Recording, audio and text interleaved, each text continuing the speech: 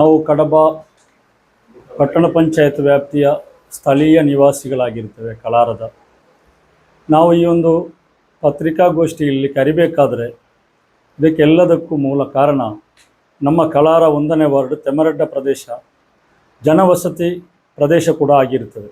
ಅದೇ ರೀತಿ ಆ ಸ್ಥಳದಲ್ಲಿ ನಮಗೆ ಸರ್ಕಾರಿ ಶಾಲೆಗಳು ಮತ್ತು ಅಂಗನವಾಡಿ ಕೇಂದ್ರ, ಅದೇ ರೀತಿಯಾಗಿ ನಮಗೆ ಎಂಡೋಸಲ್ಫಾನ್ ಪೀಡಿತರಾಗಿರುವವರು, ಅದೇ ರೀತಿಯಲ್ಲಿ ಮಸೀದಿ, ಮದ್ರಸ ಮತ್ತು ಸರ್ಕಾರಿ ಕೆರೆಗಳು ಎಲ್ಲವೂ ಕೂಡ ಇದೆ.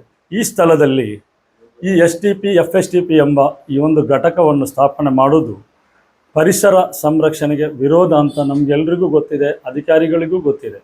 ಆದ್ದರಿಂದ ಈ ಘಟಕವನ್ನು ಅಲ್ಲಿ ಸ್ಥಾಪನೆ ಮಾಡುವುದರ ವಿರುದ್ಧ ನಾವು ಪ್ರಥಮವಾಗಿ ನಮ್ಮ ಅಧಿಕಾರಿಗಳಿಗೆ, ಅದೇ ರೀತಿ ನಮ್ಮ ಪಟ್ಟಣ ಪಂಚಾಯತಿಗೆ, CO ಅವರಿಗೂ ಕೂಡ, ಉಳಿದಿರುವ ನಮ್ಮ ಎಲ್ಲ ಪ್ರತಿನಿಧಿಗಳಿಗೂ ಕೂಡ ನಾವು ಮಾಹಿತಿಯನ್ನು ನೀಡಿದೆವು.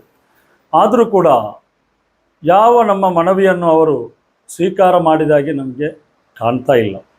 ಆ ಸ್ಥಳವನ್ನು ಪರಿಶೀಲನೆ ಮಾಡಲಿಕ್ಕೆ ಅಧಿಕಾರಿಗಳು ಬನ್ನಿ ಅಂತ ಹೇಳಿದರೂ ಕೂಡ ತಹಶೀಲ್ದಾರರವರಿಗೆ ನಾವು ಮೊದಲನೇದಾಗಿ ಈ ಒಂದು ಪತ್ರಿಕಾಗೋಷ್ಠಿ ಮೂಲಕ ತಿಳಿಸುವುದೇನಂತ ಹೇಳಿದರೆ, ಇದು ನಾವು ಪತ್ರಿಕಾಗೋಷ್ಠಿಯಲ್ಲಿ ಇಟ್ಟದ್ದೇ ಜನಸಾಮಾನ್ಯರಿಗೆ ಮತ್ತು ಅಧಿಕಾರಿಗಳಿಗೆ, ಇನ್ನಿತರ ಇಲಾಖೆಗಳಿಗೆ, ಮಾಧ್ಯಮದವರಿಗೆ ಮುಖಾಂತರ ಇದು ಒಂದು ಮಾಹಿತಿಯನ್ನು ಹೋಗಲಿ ಅಂತ ಉದ್ದೇಶದಿಂದ ಆಗಿರ್ತದೆ.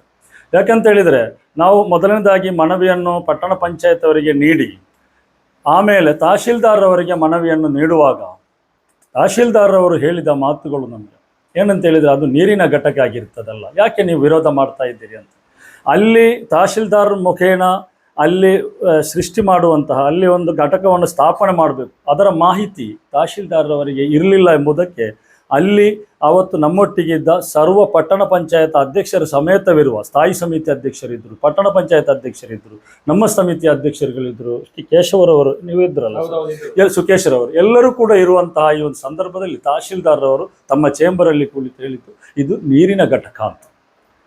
ಈ SDP FSTP ಘಟಕದ ಬಗ್ಗೆ ಅಧಿಕಾರಿಗಳು, ದಂಡಾಧಿಕಾರಿಗಳು ಕೂಡ ನಮಗೆ ಮಾಹಿತಿ ಕೊಟ್ಟದ ಹಾಗೆ ಮತ್ತೆ ಹೇಳಿದ್ರು. ನಾವು ಹೇಳಿದ್ವಿ ಇದು ಇಂಥ ಘಟಕ, ಇದು ನಿಮಗೆ ಗೊತ್ತಿಲ್ಲ ಸರ್, ಮತ್ತೆ ನೀವು ನಮಗೆ ಹೇಗೆ ಹೇಳ್ತೀರಿ ಅಂತ ಕೇಳಿದ್ದಕ್ಕೆ ಅವರು ಹೇಳಿದ ಮಾತು, ಅದು ಏನಾಗೋದಿಲ್ಲ, ಅಲ್ಲಿ ಮನೆ ಇಲ್ಲ, ಮನೆ ಎಲ್ಲಿದೆ ಅಂತ. ಅಲ್ಲಿ ಬಂದು ಸ್ಥಳ ಪರಿಶೀಲನೆ ಮಾಡಿ ನೋಡಬೇಕು ಎಷ್ಟು ಮನೆ ಇದೆ. ಮತ್ತು 200ಕ್ಕೂ ಹೆಚ್ಚು ಮನೆಗಳಿವೆ. ಅಲ್ಲಿ ಎಂಡೋಸಲ್ಫಾನ್ ಪೀಡಿತರಾಗಿದ್ದವರು 10-12 ಮಂದಿ ಇದ್ದಾರೆ. ಅದೇ ರೀತಿ ಅಲ್ಲಿ ದೇವಸ್ಥಾನ, ನಾಳೂರು ದೇವಸ್ಥಾನಕ್ಕೆ ಹತ್ತಿರ ಆಗ್ತದೆ ಅದು. ಮತ್ತು ನಮ್ಮ ಪೆಳತ್ತೋಡಿ ಕುಟುಂಬ ದೈವಸ್ಥಾನಕ್ಕೆ ಹತ್ತಿರ ಆಗಿದೆ ಅದು. ಕೆರೆ ಉಂಟಲ್ಲಿ. ಇದೆಲ್ಲವೂ ಇದ್ದುಕೊಂಡು ಅಧಿಕಾರಿಗಳಿಗೂ ಗೊತ್ತೇ ಉಂಟು. ಪಟ್ಟಣ ಪಂಚಾಯತಿಯಲ್ಲಿ ನಾವು ಆರಿಸಿ ಕಳಿಸಿದ ಜನಪ್ರತಿನಿಧಿಗಳಿಗೂ ಕೂಡ ಅಲ್ಲಿ ಏನಿದೆ ಏನಿಲ್ಲ ಅಂತ ಗೊತ್ತೇ ಉಂಟು. 25 ವರ್ಷ 30 ವರ್ಷಗಳಿಂದ ನಮ್ಮನ್ನು ಪ್ರತಿನಿಧಿಸ ಇರುವಂಥ ಜನಪ್ರತಿನಿಧಿಗಳಲ್ಲಿ ಇದ್ದಾರೆ. ರಾಜಕೀಯ ಭವಿಷ್ಯವನ್ನು ರೂಪಿಸಿದಂಥ ಕ್ಷೇತ್ರ ಆಗಿರ್ತದೆ.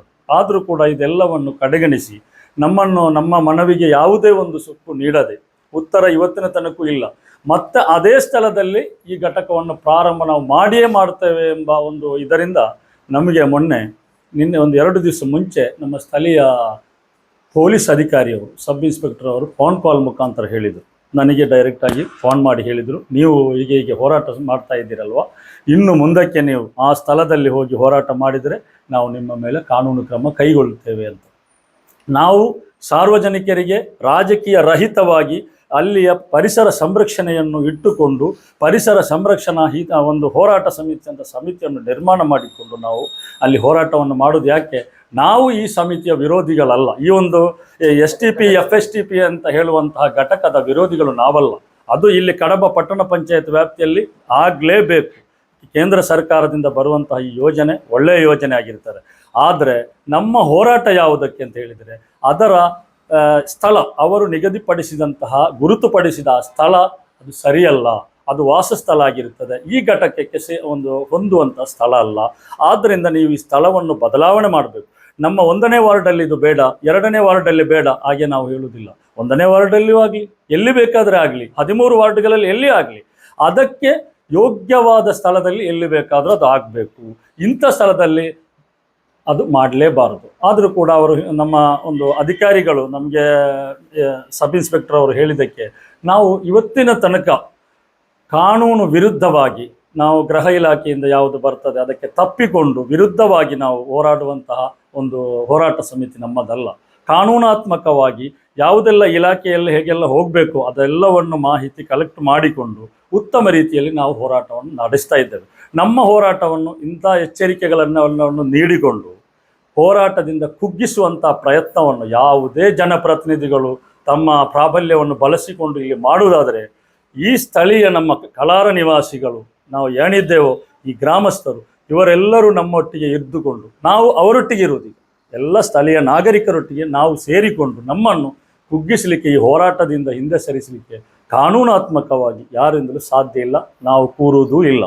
ಯಾವ ರಾಜಕೀಯದವರ ಕಾಲಿನಾಡಿಗೂ ನಾವು ಹೋಗಿ ನಮ್ಮ ವಿಷಯವನ್ನು ಇನ್ನೂ ಹೇಳುವುದಿಲ್ಲ. ಯಾಕಂತ ಹೇಳಿದರೆ 2 ತಿಂಗಳಿನಿಂದ ನಾವು ಇದರ ಬಗ್ಗೆ ಹೋರಾಡ್ತಾ ಇದ್ದೇವೆ. ನಮಗೆ ಕೊಟ್ಟದೇನು, ಅಲ್ಲಿ ಸ್ಟೇ ಮಾಡಿದ್ದೇವೆ ನಾವು, ಇನ್ನು ಅಲ್ಲಿ ಮಾಡುವುದಿಲ್ಲ, ಬೇರೆ ಜಾಗ ಹುಡುಕ್ತಾ ಇದ್ದೇವೆ ಅಂತ ದಿಢೀರಾಗಿ ಮತ್ತೆ ಅದೇ ಸ್ಥಳಕ್ಕೆ ಬೇಕಾಗುವಂಥ ಎಲ್ಲ ವ್ಯವಸ್ಥೆಯನ್ನು ಇವರು ಒಳಗಿನಿಂದ ಒಳಗೆ ಸಂಚು ಹಾಕ್ತಾ ಇದ್ದಾರೆ. ಈಗ ನೋಡುವಾಗ ಕುಟುಂಬ ದೈವಸ್ಥಾನ ಅಲ್ಲಿದೆ, ಪುರಾತನ ಇತಿಹಾಸ ಇದೆ ಅಂತ ಹೇಳಿ, ಆದರೂ ಕೂಡ ಎಲ್ಲರೂ ಹೋಗ್ತಾ ಇರೋದು ನಮಗೆ ರಾಜಕೀಯದವರೇ ನಮ್ಮ ಹತ್ರ ಹೇಳಿದ್ದುಂಟು, ನಾವಲ್ಲಿ ಹೋಗಿ ಅಲ್ಲಿಂದ ಆಶೀರ್ವಾದ ತಗೊಂಡು ಬರ್ತಾ ಇದ್ದೇವೆ ಪೆಳತ್ತೋಡಿಯಿಂದ. ಮತ್ತು ಅದರ ಸಮೀಪವೇ ಇದನ್ನು ಯಾಕೆ ಮಾಡಿದ್ದಾರೆ ನಮಗೆ ಗೊತ್ತಾಗೋದಿಲ್ಲ. ಎಂಡೋಸಲ್ಫಾನ್ ಅವರು ಅಲ್ಲಿದ್ದಾರೆ, ವಿಸಿಟ್ ಮಾಡಲಿ, ಅಧಿಕಾರಿಗಳಿಗೆ ಗೊತ್ತುಂಟು UDID ಕಾರ್ಡ್ ಎಷ್ಟು ಇದೆ ಅಲ್ಲಿದ್ದು ಅಂತ, ಅಲ್ಲಿ ವಿಸಿಟ್ ಮಾಡಲಿ. ಇದೇ ನಾವು ಯಾಕೆ ಹೋರಾಟ ಮಾಡ್ತಾ ಇದ್ದೇವೆ ಇಷ್ಟೊಂದು ಸ್ಪಷ್ಟವಾಗಿ ಅಂತ ಹೇಳಿದರೆ, ಎಂಡೋಸಲ್ಫಾನ್ ಎಂಬ ಕೀಟನಾಶಕವನ್ನು ಕಾಸರಗೋಡು ಜಿಲ್ಲೆಯಲ್ಲಿ ಪ್ರಥಮವಾಗಿ ಸಿಂಪಡಿಸುವಾಗ ಅಲ್ಲಿ ಹೋರಾಟ ಮಾಡಿದರು ಒಂದಿಷ್ಟು ಜನರು, ಇದು ಬೇಡ ಅಂತ. ಆವಾಗ ಸರ್ಕಾರ ಏನಾಯಿತು, ನಿರ್ಲಕ್ಷ್ಯತೆ ತೋರಿಸಿತು. ಇವತ್ತೇನಾಯ್ತು ಅದು, ಇಡೀ ನಮ್ಮ ದಕ್ಷಿಣ ಕನ್ನಡ ಮಲಬಾರಿಯಲ್ಲಿ ಇಲ್ಲಿ ಎಲ್ಲ ನೋಡಿದ್ರು ಎಂಡೋಸಲ್ಫಾನ್ ಅಂತ ಒಂದು ಜನ್ಮದಿಂದಲೇ ಅವರು ಅಂಗವೈಕಲ್ಯರಾಗಿ ಎಂಡೋಸಲ್ಫಾನ್ ಪೀಡಿತರಾಗಿ ಬರ್ತಾ ಇದ್ದಾರೆ. ಅವರಿಗೆ ಫೆಸಿಲಿಟಿ ಕೊಡ್ತಾ ಉಂಟು, ಸುಪ್ರೀಂ ಕೋರ್ಟ್ ಕೂಡ ಅವರಿಗೆ ಬೇಕಾದ ವ್ಯವಸ್ಥೆಯನ್ನು ಮಾಡಿದೆ. ಅದಕ್ಕಾಗಿ ಅಂಥ ಒಂದು ವ್ಯವಸ್ಥೆ ಬರುವುದಕ್ಕಿಂತ ಮುಂಚೆ ನಾವು ಹೇಳ್ತಾ ಇರೋದು, ಇದನ್ನು ಬೇಕಾದ ಅದರ ಎಲ್ಲಿ ಬೇಕೋ ಆ ಜಾಗಕ್ಕೆ ನೀವು ಅದನ್ನು ಸ್ಥಳಾಂತರ ಮಾಡಲೇಬೇಕು. ಇದು DC ಅವರಾಗಲಿ, ಈಗ DC ಅವರಿಗೆ ಮಾಹಿತಿ ಹೋಗಿರ್ತದೆ, DC ಅವರು ಸ್ಥಳ ಪರಿಶೀಲನೆ ಮಾಡಿದ್ದಾರಾ ನಮಗೆ ಗೊತ್ತಿಲ್ಲ. ಯಾವ ಸ್ಥಳ, ಇಲ್ಲಿಷ್ಟು ಮನೆ ಉಂಟು, ಇಲ್ಲಿ ಇದೆಲ್ಲ ನಾನು ಈ ಮೇಲೆ ಸೂಚಿಸಿದ ಎಲ್ಲವೂ ಅಲ್ಲಿ ಉಂಟು ಅಂತ ಅವ್ರಿಗೆ ಗೊತ್ತುಂಟಾ? ಆದರೆ ಅವರು ಯಾವ ಅಧಿಕಾರಿಗಳು, ತಹಶೀಲ್ದಾರ್ ಸಮೇತ, ಪಟ್ಟಣ ಪಂಚಾಯತ್ ನಮ್ಮ CO ಸಮೇತ ಇರುವ ಎಲ್ಲ ಅಧಿಕಾರಿಗಳು ಸ್ಥಳ ಪರಿಶೀಲನೆ ಮಾಡಿ ಅಲ್ಲಿ ಅದು ಯೋಗ್ಯವಾದ ಸ್ಥಳವಾ ಅಲ್ವಾ ಅಂತ ಅವರು ಪರಿಶೀಲನೆ ಮಾಡಿಯೇ ಇದನ್ನು ಮಾಡಬೇಕು. ಯಾಕಂತ ಹೇಳಿದರೆ ಇದು ನಮ್ಮದು ಈಗ ಕಂಟ್ರೋಲ್ ಬೋರ್ಡಿಂದ, ಸ್ಟೇಟ್ ಪೊಲ್ಯೂಷನ್ ಕಂಟ್ರೋಲ್ ಬೋರ್ಡಲ್ಲಿ ಕೆಲವು ನಿಯಮಗಳಿವೆ. ಇದಕ್ಕೆ ಈ ಒಂದು ಘಟಕ ನಿರ್ಮಾಣ ಮಾಡೋದಾದರೆ ಅದಕ್ಕೆ ನಿಯಮಗಳಿವೆ. ಆ ನಿಯಮದಲ್ಲಿ EIA ರಿಪೋರ್ಟನ್ನು ಅವರು ಬಹಿರಂಗಪಡಿಸಲೇಬೇಕಿತ್ತು. ನಾವು ಅವರ ಹತ್ರ ಮನವಿ ಮಾಡಿದ್ದೆವು, ಆದರೂ ಕೂಡ ಪಟ್ಟಣ ಪಂಚಾಯತಿಂದ ಅಧಿಕಾರಿಗಳಿಂದಾಗಿ ನಮಗೆ ಸಿಗಲಿಲ್ಲ. ಮತ್ತು ಸಾರ್ವಜನಿಕರಿಗೆ ಮಾಹಿತಿ ನೀಡಲೇ ಇಲ್ಲ, ಅವರು ನಮಗೆ ಪಬ್ಲಿಕ್ ಹಿಯರಿಂಗ್ ಮಾಡಲೇ ಇಲ್ಲ. ಆದ್ದರಿಂದ ಇವತ್ತಿಗೂ ನಾವು ಹೇಳ್ತೇವೆ, ಲೇಔಟ್ ಪ್ಲ್ಯಾನಿಂಗ್ ಮಾಡಲಿಲ್ಲ. ಇದನ್ನೆಲ್ಲ ಹೇಗೆ ಮಾಡ್ತಾರೆ ಅವರು? ಇದು ಯಾವುದನ್ನು ಮಾಡದೆ ನಮಗೆ ನಾವು ಇಲ್ಲಿ ಘಟಕ ಮಾಡಿಯೇ ತೀರ್ತೇವೆ, ಸೆಂಟ್ರಲ್ ಗೌರ್ಮೆಂಟಿಂದ ಪ್ರಾಜೆಕ್ಟು, ನೀವು ವಿರೋಧ ಮಾಡುವಾಗಿಲ್ಲ, ನಿಮ್ಮ ಮೇಲೆ ನಾವು ಕಾನೂನು ಕ್ರಮ ಕೈಗೊಳ್ತೇವೆ. ನಮಗೆ ಇಲ್ಲಿ ಪೊಲೀಸ್ ಅಧಿಕಾರಿಗಳನ್ನು ಪೊಲೀಸ್ ಅಧಿಕಾರಿಗಳು ಇವರು ಹೇಳಿದ ಥರ ಆಡುವವರೇನಲ್ಲ, ಅವರಿಗೂ ಕೂಡ ನಾವು ಮಾಹಿತಿಯನ್ನು ಹೇಳಿದ್ದೇವೆ. ನೀವು ಕೂಡ ಸ್ಥಳಕ್ಕೆ ಬಂದು ಭೇಟಿ ಕೊಟ್ಟು ನೋಡಿ, ನೀವು ನಿಮ್ಮ ಹತ್ರ ಅವರಿಗೆ ಕೇಳಿದ್ದಾರೆ, ನೀವು ನಮಗೆ ಹೇಳಿದ್ದೀರಿ ಅಷ್ಟೇ. ನೀವು ಹೇಳಿದ ಕಾನೂನನ್ನು ಮೀರಿ ನಾವು ಹೋಗ್ತಾ ಇಲ್ಲ, ಕಾನೂನಾತ್ಮಕವಾಗಿ ನಾವು ಹೋರಾಟವನ್ನು ಮಾಡ್ತಾ ಇದ್ದೇವೆ ಅಂತ ಮಾಧ್ಯಮದ ಮುಖಾಂತರ ನಿಮಗೆ ಈಗ ನಾವು ಇಲ್ಲಿ ಪತ್ರಿಕಾಗೋಷ್ಠಿ ಮುಖಾಂತರ ಹೇಳ್ತಾ ಇದ್ದೇವೆ. ಏನಿದ್ರು ಕೂಡ ಈ ಒಂದು ಘಟಕ ಇಲ್ಲಿ ನಿರ್ಮಾಣ ಆಗುವುದರಿಂದ ಆಗುವಂತಹ ಅನಾಹುತಗಳ ಬಗ್ಗೆ ನಾನು ನಿಮಗೆ ಸರಿಯಾಗಿ ಹೇಳಿದ್ದೇವೆ. ಇದರ ವಿರುದ್ಧವಾಗಿ 2ನೇದಾಗಿ ನಾವೊಂದು ಮನವಿಯನ್ನು ನಾಳೆ 7ನೇ ತಾರೀಕಿಗೆ ನಾಳೆ 10 ಗಂಟೆಗೆ ಪಟ್ಟಣ ಪಂಚಾಯತಲ್ಲಿ ನಮ್ಮ CO ಸಮೇತವಿರುವ ಪಟ್ಟಣ ಪಂಚಾಯತ್ ಸಮಿತಿಗೆ ಮತ್ತು ಅಧಿಕಾರಿಯವರಿಗೆ ಮನವಿಯನ್ನು ಕೊಡ್ತಾ ಇದ್ದೇವೆ. ನಾವು ಸಾರ್ವಜನಿಕರೆಲ್ಲರೂ ಬಂದುಕೊಂಡು ಒಂದು 100 ಜನರಿಗಿಂತ ಮೇಲೆ ಸೇರುವ ನಿರೀಕ್ಷೆ ಇದೆ. ಎಲ್ಲರೂ ಸೇರಿ ನಾವು ಒಂದು ಮನವಿಯನ್ನು ನೀಡ್ತಾ ಇದ್ದೇವೆ.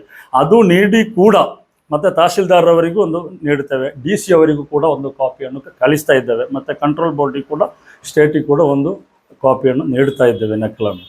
ಇದು ಮಾಡಿಯೂ ಕೂಡ ಇವರು ನಮಗೇನಾದರೂ ಸ್ಪಂದಿಸದೇ ಇದ್ದರೆ ಮುಂದಿನ ದಿನಗಳಲ್ಲಿ ನಾವೇನು ಮಾಡ್ತೇವೆ, ಕಾನೂನು ರೀತಿಯಲ್ಲಿರುವ ಹೋರಾಟ, ಅದು ಹೈಕೋರ್ಟ್ ಮುಖಾಂತರ ಆಗ್ಬೋದು, ಟ್ರಿಬ್ಯುನಲ್ ಮುಖಾಂತರ ಆಗ್ಬೋದು, ಯಾವುದು ನಮಗೆ ಸಾಧ್ಯ ಉಂಟು, ಕಾನೂನಿನಲ್ಲಿ ಅವಕಾಶ ಇದೆ, ಅದೆಲ್ಲವನ್ನು ನಾವು ಹೋರಾಟ ಮಾಡಲಿಕ್ಕೆ ನಮ್ಮ ಹೋರಾಟ ಸಮಿತಿಯು ಮತ್ತು ನಾಗರಿಕರು ತಯಾರಿದ್ದೇವೆ ಅಂತ ಹೇಳುವಂಥ ವಿಷಯವನ್ನು ಮಾಧ್ಯಮದ ಮುಖಾಂತರ ತಿಳಿಸ್ತಾ ಇದ್ದೇವೆ ನಾವು.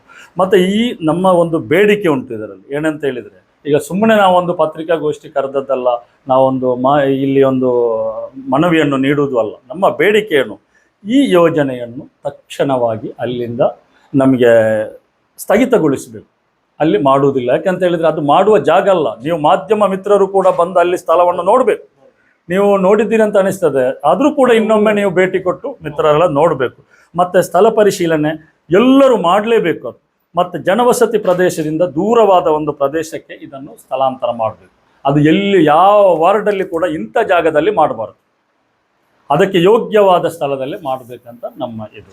ಮತ್ತು ಈ ಸ್ಟಾರ್ಟಿಂಗಲ್ಲಿ ನಾವು ಇದನ್ನು ಹೋಗಿ ಹೇಳುವಾಗಲೂ ಕೂಡ ಜನಪ್ರತಿನಿಧಿಗಳು, ನಾವು ಆರಿಸಿ ಕಳಿಸಿದಂಥ ಜನಪ್ರತಿನಿಧಿಗಳು, ನಮ್ಮ ವಾರ್ಡಿನವರಂತಲ್ಲ, ನಮ್ಮ ವಾರ್ಡಿನವರು ಈಗ ಪಟ್ಟಣ ಪಂಚಾಯತಿಯ ಪ್ರಥಮ ಪ್ರಜೆ ಆಗಿದ್ದಾರೆ, ಅವರಿಗೆ ಮಾಹಿತಿಯೇ ಇಲ್ಲ ಅಂತ. ನಿನ್ನೆ ನಾವು ಫೋನ್ ಮಾಡಿ ಕೇಳುವಾಗಲೂ ಅವ್ರು ಹೇಳ್ತಾರೆ ನನಗೆ ಮಾಹಿತಿ ಇಲ್ಲ, ಆಗ್ತದ ಅಲ್ಲಿ ಅಂತ. ಅದೇ ರೀತಿ ಇತರ 13 ವಾರ್ಡಿನ ಪಟ್ಟಣ ಪಂಚಾಯತ್ ಸದಸ್ಯರಿಗೂ ಕೂಡ ಹೇಳುವುದು ನಮಗೆ ಮಾಹಿತಿ ಇಲ್ಲ, ಗೊತ್ತಿಲ್ಲ ಅಂತ. ಇಂಥ ಒಂದು ಯೋಜನೆ ಘಟಕ ಇಲ್ಲಿ ನಿರ್ಮಾಣ ಆಗಬೇಕಾದ್ರೆ ಪಟ್ಟಣ ಪಂಚಾಯತಿಂದ NOC ಅವಶ್ಯಕತೆ ಇರ್ತದೆ. ಅವರಿಗೆ ಒಂದು ಸ್ಮಾರ್ಟ್ ವಿಧಾನದಲ್ಲಿ ಇದೆಲ್ಲವನ್ನೊಂದು ಸ್ಟಡಿ ಕೊಡಬೇಕಾಗ್ತದೆ. ಯಾಕಂತ ಹೇಳಿದರೆ ಜನಸಾಮಾನ್ಯರಾದ ನಮ್ಮಂಥವರಿಗೆ ಅದನ್ನು ಅರ್ಥೈಸಿಕೊಡ್ಲಿಕ್ಕೆ ಒಂದು ಸ್ಮಾರ್ಟ್ TV ಮುಖಾಂತರ ನಾವು ಅವರಿಗೆ ಏನು ಒಂದು ಕ್ಲಾಸ್ ಕೊಟ್ಟು ಇದು ಈ ಘಟಕ ಇಂಥದೇ ಘಟಕ ಅಂತ ಆ ಪಿಕ್ಚರ್ ಸಮೇತ ತೋರಿಸಿಕೊಡುವಂಥ ಕೆಲಸವನ್ನು ಅಧಿಕಾರಿಗಳು ಮಾಡಬೇಕಿತ್ತಿಲ್ಲಿ. ಯಾರಿಗೆ? ಪಟ್ಟಣ ಪಂಚಾಯತ್ ಸದಸ್ಯರಿಗೆ. ಅದು ಯಾವುದು ಮಾಡಲಿಲ್ಲ ಅಂತ ಸದಸ್ಯರು ಹೇಳ್ತಾರೆ. ಇನ್ನು ಜನಪ್ರತಿನಿಧಿಗಳು ನಮಗೆ ಹೇಳುದು ಸುಳ್ಳ, ಅಧಿಕಾರಿಗಳು ಹೇಳುದು ಸುಳ್ಳ ಅಂತ ನಮ್ಗೆ ಗೊತ್ತಿಲ್ಲ. ಏನೋ ನಾವು ಅವರು ಹೇಳಿದ್ದನ್ನು ಮಾಧ್ಯಮದ ಮುಂದೆ ಹೇಳ್ತಾ ಇದ್ದೇವೆ. ಆದರೆ ಈ ಜನಪ್ರತಿನಿಧಿಗಳಾಗಿದ್ದವರು ಕೂಡ ನಮಗೆ ನ್ಯಾಯ ದೊರಕಿಸಿ ಕೊಡಲಿಲ್ಲ. ಸ್ವತಃ ಆ ಏರಿಯಾದ ಕೌನ್ಸಿಲರು ಕೂಡ ಇಲ್ಲಿಯ ಪಟ್ಟಣ ಪಂಚಾಯತ್ ಅಧ್ಯಕ್ಷರಾಗಿದ್ದಾರೆ, ಅವರು ಕೂಡ ನಮಗೆ ನ್ಯಾಯ ದೊರಕಿಸಿ ಕೊಡಲಿಕ್ಕೆ ಬರಲಿಲ್ಲ. ಏನೊಂದು ವಿಷಯಕ್ಕೂ ನಿಮ್ಮ ಒಂದು ಸ್ಪಂದನೆ ಕೊಟ್ಟು ನಾವು ಮಾಡಿದ್ದೇವೆ, ಇಲ್ಲ ನಾವು ಕೊಟ್ಟ ಮನವಿಯನ್ನು ಅದರ ಹಿಂದೆ ಫಾಲೋಅಪ್ ಮಾಡಿಕೊಂಡು ಹೋಗುವುದನ್ನು ಕೂಡ ಅವರು ಮಾಡಲಿಲ್ಲ. ನಮಗೆ ಕೇಳಿದ್ದಕ್ಕೆ ಹೇಳಿದ್ದಾರೆ ನಾವು ಪಟ್ಟಣ ಪಂಚಾಯತಿಯಿಂದ ತುರ್ತಾಗಿ ನಿರ್ಣಯ ತಗೊಂಡು ಈ ಜಾಗದಲ್ಲಿ ಮಾಡೋದು ಬೇಡ ಅಂತ ತಹಶೀಲ್ದಾರಿಗೆ ಕೊಟ್ಟು ಕಳಿಸಿದ್ದೇವೆ. ಆಮೇಲೆ ಏನಾಗಿದೆ, ಅಕ್ನಾಲೆಜ್ಮೆಂಟ್ ಕಾಪಿ ತಗೊಂಡು ಬಂದಿದ್ದೇವೆ, ಮತ್ತೇನು ಮಾಡಿದ್ರಿ? ಏನು ಮಾಡಲಿಲ್ಲ ಅಂತ ಹೇಳ್ತಾ ಇದ್ದಾರೆ. ನಾವು ಕಳಿಸಿದ ನಮಗೆ ಸಬ್ ಇನ್ಸ್ಪೆಕ್ಟರ್ ಅವರು ಕಾಲ್ ಮಾಡಿ ಹೇಳಿದರು, ಅಲ್ಲಿ ಅವರು ಮಾಡ್ತಾರೆ, ನೀವು ಯಾವುದೇ ಕಾರಣಕ್ಕೂ ಕಾಂಟ್ರಾಕ್ಟ್ದಾರನನ್ನು ನೀವು ಮುಟ್ಟಬಾರ್ದು, ಅಲ್ಲಿ JCB ಇನ್ನಿತರ ಯಾವುದೇ ಯಂತ್ರ ಉಪಕರಣಗಳು ನೀವು ಮುಟ್ಟಬಾರ್ದು ಮಾಡುವುದು ಅಂತ ನಿಘಂಟಾಗಿದೆ ಅಂತ ನಮಗೆ ಮಾಹಿತಿ ಬಂದಿದೆ ಅಧಿಕಾರಿಗಳಿಗೆ. ಸರ್ ಅದು ಕಂದಾಯ ಇಲಾಖೆ ನೋಡ್ಬೇಕು ಸರ್. ಕಂದಾಯ ಇಲಾಖೆಯಲ್ಲಿ ಗೊತ್ತುಂಟು ಎಲ್ಲಿ ಜಾಗ ಉಂಟಂತ. ಕಂದಾಯ ಇಲಾಖೆ ಮಾಡಬೇಕಾದ ಕೆಲಸವನ್ನು ನೀವು ಮಾಧ್ಯಮದವರು ನಮ್ಮ ಹತ್ರ ಕೇಳಿದ್ರೆ ಸರಿ ಬೇರೆ ಜಾಗ ಇರಬಹುದು, ನಮ್ಗೆ ಗೊತ್ತಿಲ್ಲ, ನಮ್ಗೆ ಗೊತ್ತಿಲ್ಲ. ಅದು ಕಂದಾಯ ಇಲಾಖೆಗೆ ಗೊತ್ತುಂಟು, ನೀವು ಕಂದಾಯ ಇಲಾಖೆ ಹತ್ರ ಕೇಳಿ. ಹೇಗೆ ಕೆಲಸ ಮಾಡ್ತದೆ, ಅದರಿಂದ ನಿಮಗೆ ಪರಿಸರಕ್ಕೆ ಹಾನಿ ಇಲ್ಲ ಹಾಗೆ ಏನಾದರೂ ನಿಮಗೆ ವಿವರಿಸಲಿಕ್ಕೆ ಹೇಳಿದ್ದಾರೆ. ನಮ್ಮನ್ನು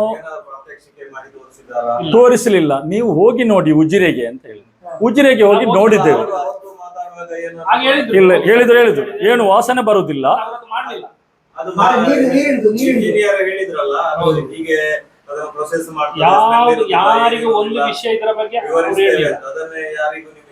ನೋಡಿ ವಿವರಿಸ್ತೇವೆ ಅಂತ ಹೇಳಿ ನಾವು ಅಲ್ಲೇ ಆ ಜಾಗದಲ್ಲಿ ನಿಂತಾಗ ಹೇಳಿದ್ರು STP ಅಂತ ಹೇಳಿದ್ರೆ ಮಲೆ ತ್ಯಾಜ್ಯ ಘಟಕ ಹಾಗೆ ಹೀಗೆ ಅಂತ. FSTP ಅಂತ ಹೇಳಿದ್ರೆ ಎಂತದ್ದು? ಮಲೆ ತ್ಯಾಜ್ಯ ಘಟಕವನ್ನು ಹೇಳ್ತಾ ಇದ್ದಾರೆ, ಮಲ ತ್ಯಾಜ್ಯ ಘಟಕವನ್ನು ಹೇಳ್ತಾ ಇಲ್ಲ ಅವರು. ಎರಡು ಕೂಡ ಉಂಟು ಅದರಲ್ಲಿ. ಉಜಿರೆಗೆ ಓಡ್ಲಿಕ್ಕೆ ಹೇಳಿದ್ರು, ನಿಮ್ದು ಸೂರ್ಯ ದೇವಸ್ಥಾನದ ಹತ್ರ. ನಾವು ಮತ್ತೆ ಗಣೇಶನ್ನ ಸಮೇತವಿರುವ ಒಂದು ಟೆಂಪ ಜನ ಹೋಗಿ ನೋಡಿದೆವಲ್ಲಿ. ನೋಡಿದಾಗ ಗಣೇಶನರವರು ಮೂಗಿನಿಂದ ಕೈ ತೆಗಿಲಿಲ್ಲ. ನಮ್ಮ ಕೋಶಾಧಿಕಾರಿಗಳವರು ಮಲತ್ಯಾಜ್ಯ ಘಟಕ ವಾಸನೆ ಬರ್ತಾ ಉಂಟು ಸರ್. ಏನಾದ್ರು ಮಲ ಅಂತ ಹೇಳುವಾಗ ವಾಸನೆ ಇಲ್ಲದೆ ಇರ್ತಾರೆ ಸರ್. ಅದನ್ನು ಮೈಂಟೆನೆನ್ಸ್ ಮಾಡುವವರು ಯಾರು? ಈ ಪಟ್ಟಣ ಪಂಚಾಯತಿಯಿಂದ ತ್ಯಾಜ್ಯ ಘಟಕವನ್ನು ಮೈಂಟೆನೆನ್ಸ್ ಮಾಡ್ಲಿಕ್ಕೆ ಆಗದೆ ಅಲ್ಲಿ ಹೋಗ್ಲಿಕ್ಕೆ ಆಗ್ತದೆ ಸರ್.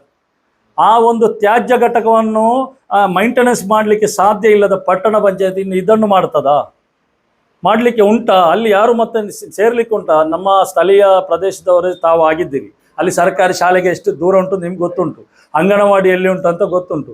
ಅದರ ಕೆಳಗಡೆ ಅಲ್ಲಿ 50 ಮೀಟರ್ ಉಂಟಾ ಈ ಘಟಕಕ್ಕೆ? 50 ಮೀಟರ್ ಕೂಡ ಇಲ್ಲ. ಒಂದು ಮನೆಯಿಂದ 10 ಫೀಟ್ ದೂರ ಇಲ್ಲ ಅಲ್ಲಿ ಈ ಘಟಕ. ಅಲ್ಲಿ ಹೊಂಡ ಮಾಡಿ ಇಟ್ಟಿದ್ದಾರೆ. ಮನೆಯಲ್ಲಿ ಉಂಟು ಅಂತ ಕೇಳ್ತಾರೆ. ಹೌದು, ಯಾರಿಗೆ ನಾವು ಹೇಳ್ತಾ ಇಲ್ಲ ಈ ಘಟಕ ಮಾರಕ ಅಂತ ನಾವು ಎಲ್ಲಿಯೂ ಹೇಳುವುದಿಲ್ಲ. ಅಲ್ಲಲ್ಲ, ಅಲ್ಲಿ ಉಜಿರೆಯಲ್ಲಿ ನಾವು ಹೋಗಿ ನೋಡಿದ್ದೇವೆ.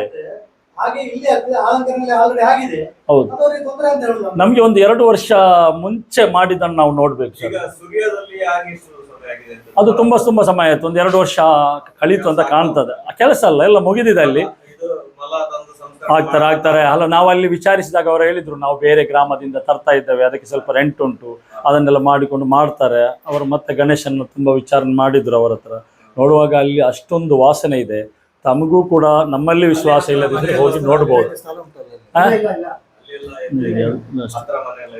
ಇಲ್ಲ ಅದು ನಾವು ಹೇಳುದು, ಈ ಘಟಕ ಬೇಕು, ಅದಕ್ಕೆ ಯೋಗ್ಯವಾದ ಸ್ಥಳದಲ್ಲಿ ಬೇಕು. ಈಗ ಪಟ್ಟಣ ಪಂಚಾಯತ್ದೇ ಸ್ವತಃ ಜಾಗ ಇದೆ, 7 ಎಕರೆ ಜಾಗ ಇದೆ, ಅದೊಂದು ವಾರ್ಡಲ್ಲಿ ಇದೆ.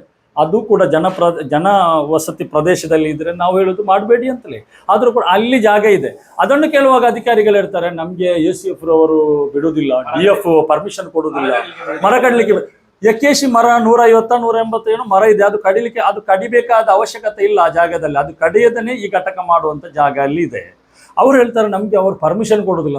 ಒಂದು ಸರ್ಕಾರದಿಂದಲೇ ಅದರ ಇಲಾಖೆಯ ಪರ್ಮಿಷನ್ ತೆಗಿಲಿಕ್ಕೆ ಸಾಧ್ಯ ಇಲ್ಲದ ಅಧಿಕಾರಿಗಳು ನಮ್ಮ ನಾಗರಿಕರನ್ನು ಒಕ್ಕಲೆಬ್ಬಿಸುವಂತ ರೀತಿಯಲ್ಲಿ ಮಾಡ್ತಾ ಇದ್ದಾರಲ್ಲ, ಇದು ಯಾವ ನ್ಯಾಯ? ನಾಳೆ ಮನವಿ ಕೊಡ್ತೇವೆ.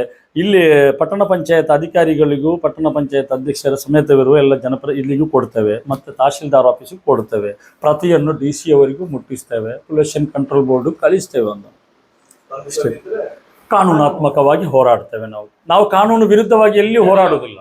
ನಮ್ಮ ಪ್ರತಿಯೊಂದು ಸರ್, ಈಗ ನಾಳೆ ನಾವೊಂದು ಮನವಿ ನೀಡ್ತೇವೆ, ನೀವು ಅದು ಎಲ್ಲವನ್ನು ಪಿನ್ ಟು ಪಿನ್ ಮನವಿ ನೀವು ಅದನ್ನೆಲ್ಲ ರಿಪೋರ್ಟ್ ಮಾಡಬೇಕು. ಯಾಕಂತ ಹೇಳಿದರೆ ಇವತ್ತು ಇರುವುದು ಎಲ್ಲವೂ ಕೂಡ ಅಪಪ್ರಚಾರಕ್ಕೆ ಜಾಸ್ತಿ ಇರುವುದು. ಈಗ ಸೋಷಿಯಲ್ ಮೀಡಿಯಾದಲ್ಲಾಗಲಿ ಮಾಧ್ಯಮದಲ್ಲಾಗಲಿ ಇರ್ತದೆ. ಅದಕ್ಕೆ ನೀವೆಲ್ಲ ಪಿನ್ ಟು ಪಿನ್ ನಮ್ಮಂದು ರಿಪೋರ್ಟ್ ತೆಗಿಬೇಕು. ನಾಳೆ ಕೂಡ ನಿಮ್ಮ ಸಹಕಾರ ಫುಲ್ಲಾಗಿ ನಮ್ಮೊಂದಿಗೆ ಇರಬೇಕು. ಎಲ್ಲ ವಿಷಯವನ್ನು ನೀವು ಮಾಧ್ಯಮದಲ್ಲಿ ತೋರಿಸಬೇಕು. ಮಾಧ್ಯಮದ ಮುಖಾಂತರ ಈ ಒಂದು ನಮ್ಮ ಈ ಮನವಿ ಏನಿದೆ, ನಮ್ಮ ಸಂಕಷ್ಟ ಏನಿದೆ, ಇದನ್ನೆಲ್ಲವನ್ನು ನೀವು ಸಾರ್ವಜನಿಕರಿಗೆ ಬಹಿರಂಗಪಡಿಸಲಿಕ್ಕೆ ನೀವು ಕಾರಣಕರ್ತರಾಗಬೇಕು. ಯಾಕಂತ ಹೇಳಿದರೆ ನಮ್ಮ ಒಂದು ಇದರಲ್ಲಿ ಸಂವಿಧಾನದಲ್ಲಿ ನೀವು ಕೂಡ ನಮ್ಮ ಒಂದು ಭಾಗ ಆಗಿರ್ತೀರಿ. ಆದ್ದರಿಂದ ಇದೆಲ್ಲವನ್ನು ಮುಟ್ಟಿಸುವಂಥ ಮಹತ್ತರವಾದ ಜವಾಬ್ದಾರಿ ನೀವು ಹೊಂದಿಕೊಳ್ಬೇಕಂತ ನಾವು ಹೇಳ್ತೀವಿ.